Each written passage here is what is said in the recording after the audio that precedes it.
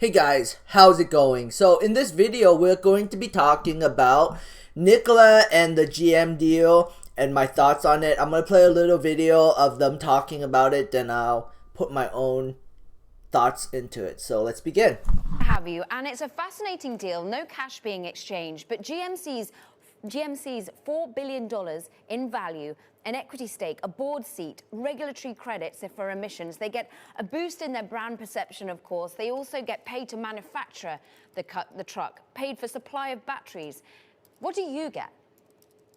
Yeah, it's actually a great, really good deal for both parties. Probably the most important thing about this is that one, we're able to get an OEM with some of the best supply chain in the world that can instantly build our Nikola Badger with a factory that already exists.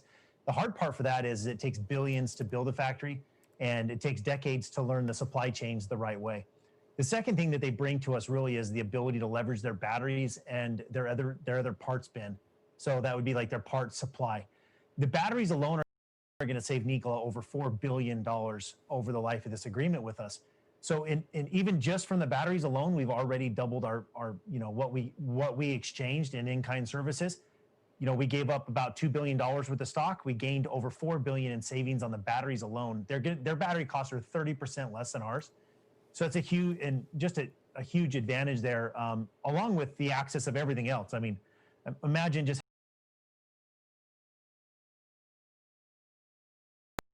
Funny. So Trevor Milton back in the back like a while ago was talking about how their battery technology is just the best, and he was praising the battery, and now he's saying, "Oh, we gonna use GM's battery. It's good. It's a lot cheaper than our battery." Well, it kind of contradicts him talking about his own battery technology. And this deal, it seems like GM is basically benefiting big time from this deal, and Nikola, all they're getting is a truck. They're getting a truck that they are getting extremely low margin on, because GM is basically getting most of that margins that they get, getting most of that margin because they are basically making the truck. So basically, Nikola will be buying these trucks from GM, and then they would get a small little margin on top of what GM gets. So GM gets most of the margin. They get a small little stake in the margin.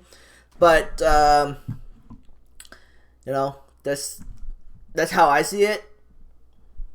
But it's the same thing with Solo, kind of. But Solo is really undervalued. Like, for example, Zhang Sheng, the motorcycle maker, they made an investment into Electromechanica.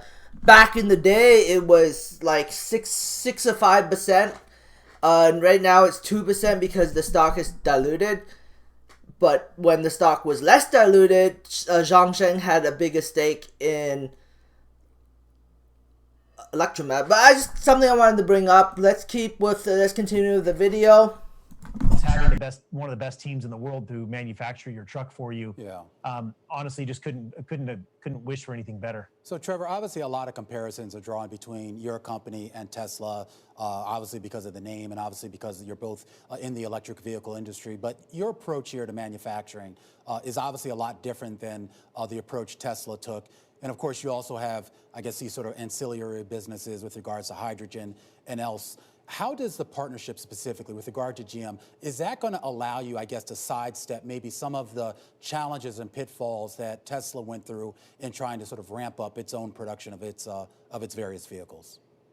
Yeah, right or wrong, we just took a totally different approach than Tesla did. I mean, Tesla had access to an immense amount of capital. They've spent tens of billions of dollars, so they could kind of do things on their own. We knew going into this when we started that there was no way to raise that kind of capital immediately. It was really important for us to be able to build these relationships. So people like Iveco in Europe for our big semi trucks, we really focus on the big semi trucks. That's where our company came from.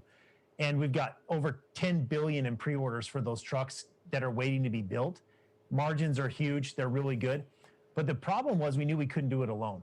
So we partnered with Iveco to do it. And then here for the Badger, we did the same thing with GM.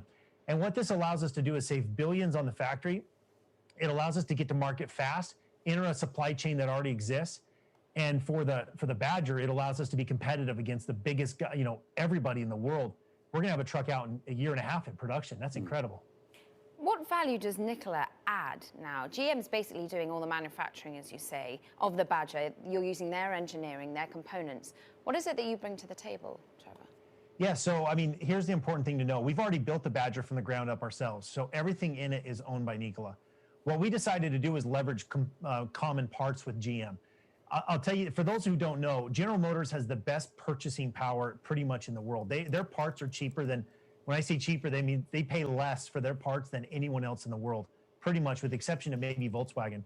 So if you think about that, being able to leverage all their parts, we can commonize things. So like a window regulator or an inverter. I mean, why spend $2,000 on an inverter if you can pay $400 for it or $500 for it or whatever it is?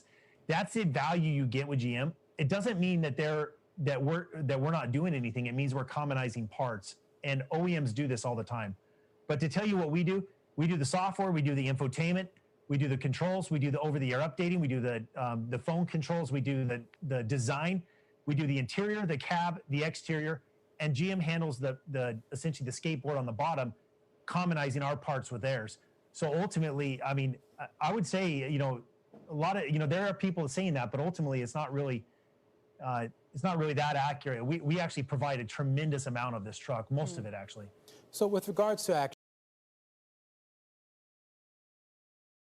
a smooth talker, but wouldn't Diamond Peak Holdings, or not Diamond Peak Holdings, but rather Lordstown Motor, get the same benefits as Nikola, because GM is invested into Diamond Peak? They would give them all the stuff that they would give to Nikola, but the other fact is GM is actually invested in, they actually paid cash to invest into Lordstown, while Nikola just gave them free shares to help them build a truck and to help them build their big semi trucks and to maybe give them cheaper parts.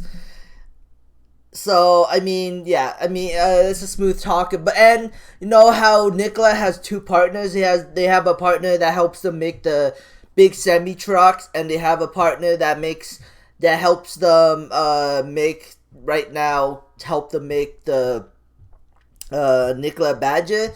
Well, Solo has Zhongsheng making the Solo, and then the Tofini, which is, you probably this is a weekend video, so you probably already seen this video, but the Tofini is developed, it's in prototype, and supposedly in 2020, they're supposed to, maybe 2021, maybe 2022, we don't know, but couldn't Electromap partner up with someone to help them make the Tofini?